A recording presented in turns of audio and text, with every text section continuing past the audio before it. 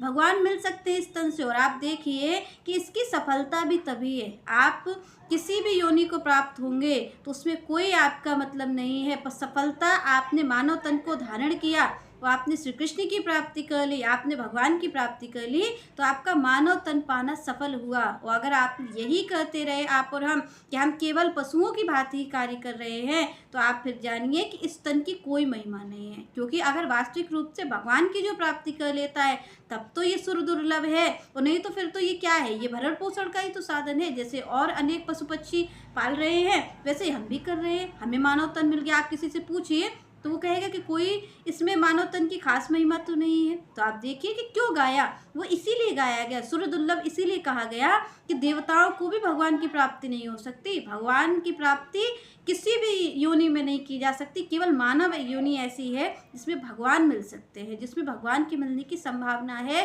कि भाई भगवान को प्राप्त कर सकता है। एक तुच्छ सा जीव उस परम ब्रह्म की प्राप्ति कर सकता है।